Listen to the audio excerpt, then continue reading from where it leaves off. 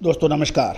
Colonel Ajay, CEO Ajay astro money group first global astro finance digital channel से आपसे मुखातिब होता हूं। आज है 31 मई सन 2024 शुक्रवार।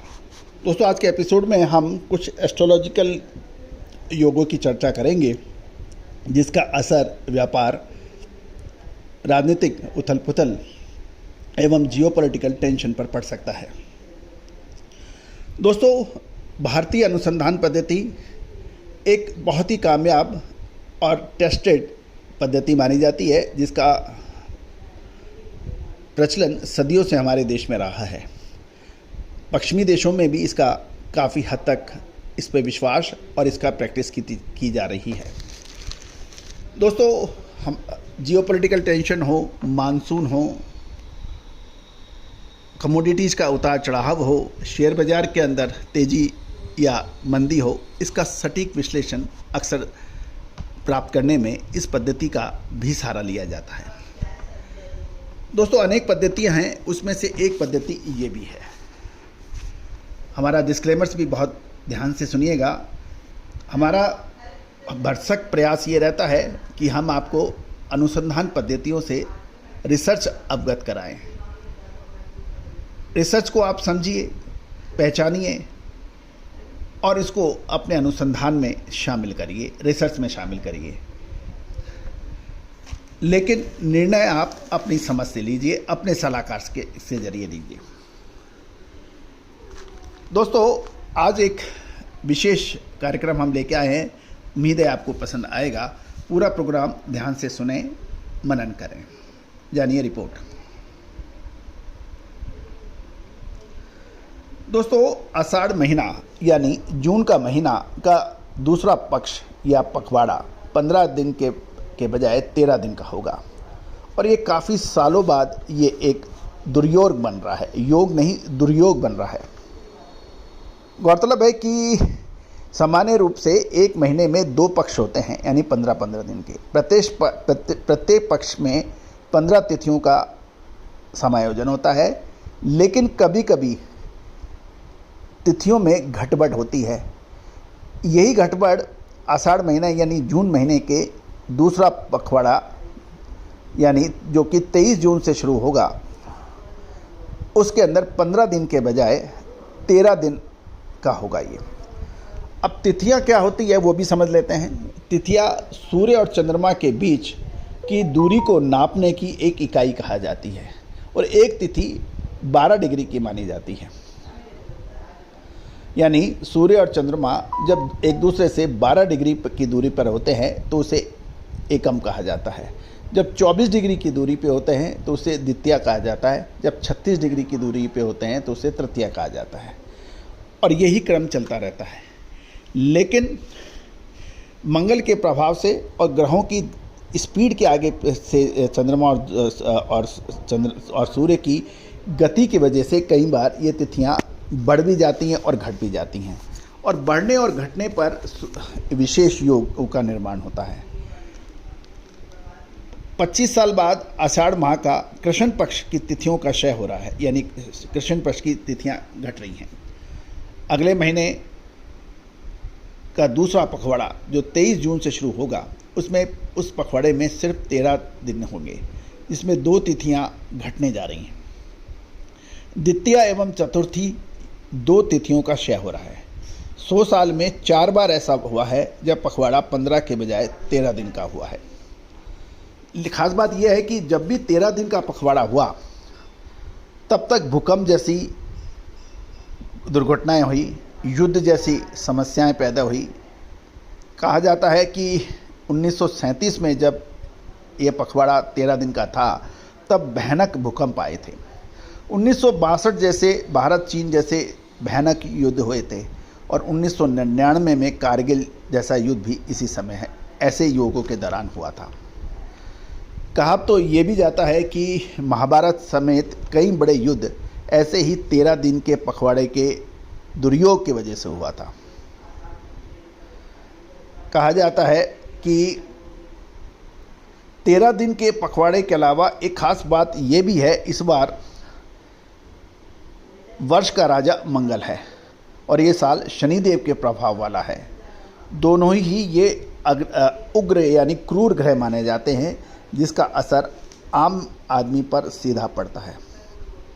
जब भी 13 दिन का पखवाड़ा है, कुछ ना कुछ अनिष्ट और अमंगलिक कार्य घटनाएं होती हैं और उसका असर कुछ समय पहले से ही देखने को मिल सकता है। तो दोस्तों, वर्तमान समय में रूस यूक्रेन का आपसी तनाव, दूसरी ओर इजराइल और हमास के बीच में आपसी तनाव बढ़ रहा है। रूस यूक्रेन को लगभग 825 दिन हो चुके हैं और नाटो का दबाव बाइडेन पे पड़ रहा है कि यूक्रेन को रूस पर हमले करने चाहिए। गौरतलब है कि नाटो का ये कहना है कि जब तक रूस के कमांड पोस्ट पर हमला करने की छूट नहीं मिलेगी, उसमें फ्रांस, जर्मनी और ब्रिटेन का भी यही कहना है कि यूक्रेन को रूस में घुसकर उसके हवाई हमले या मिसाइल्स के जो सेंटर हैं उनको बर्बाद करना चाहिए।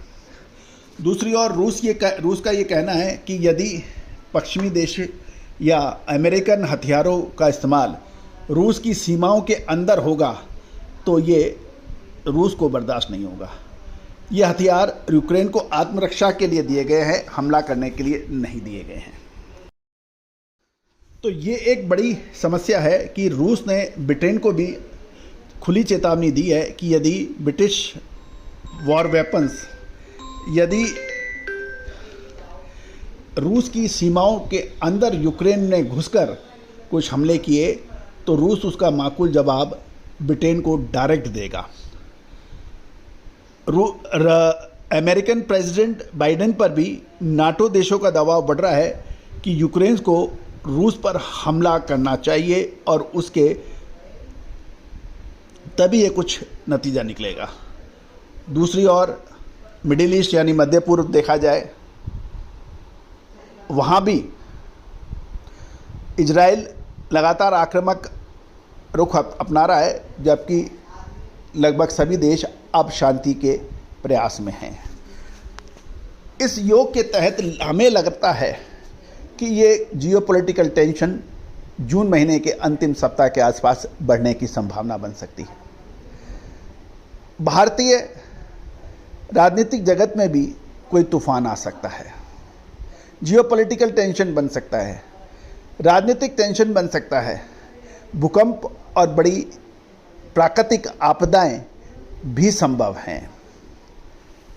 समुद्री तूफान, भूकंप, ऐसी प्राकृतिक आपदाएं, कोई बड़ा नेता को नुकसान, ऐसी बहुत भयानक स्थितियां बन सकती है। इसका सीधा असर व्यापार जगत पर, उद्योग जगत पर और आम जनजीवन पर पड़ सकता है। तो दोस्तों, योग भी बनते हैं और दुर्योग भी बनते हैं। अब देखना यह है कि ग्रह स्थिति क्या कहती है, आगे क्या होगा। लेकिन पिछली बार जो भी हमने कोशिश की है आपको बात बताने की, वो अक्सर सही निकली हैं।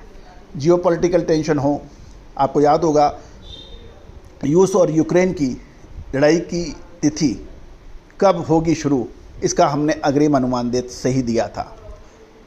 ये भी कहा था कि फरवरी महीने से पहले रूस यूक्रेन पर हमला नहीं करेगा, क्योंकि उस समय चीन में विंटर ओलंपिक चल रहे थे।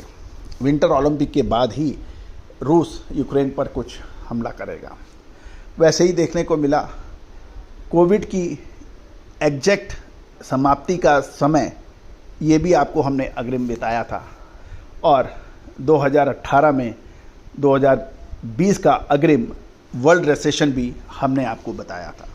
तो दोस्तों, ये एक अनुसंधान पद्धति है, इसमें आपको लगातार मेहनत प्रयास करने होते हैं। बहुत सारी घटनाएं आप अग्रिम अनुमान कर पाते हैं, कुछ आप छूट सकते हैं, कुछ आपसे गलत भी हो सकती है। इसको इसी नज़रिए से देखना चाहिए।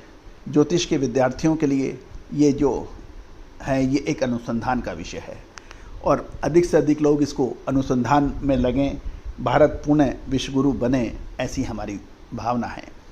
दोस्तों, आपको ये एपिसोड कैसा लगा, अपना मत ज़रूर दीजिएगा। 1,23,00,000 व्यू, 1,43,000 रजिस्टर्ड यूज़र इस चैनल को आपने दिए हैं। और दोस्तों, देश दुनिया का पहला चैनल बनाने में आपने जो मदद की है, मैं आप पूरी टीम की तरफ से आपका शुक्रिया अदा करता हूँ। All the very best, good luck, happy trading.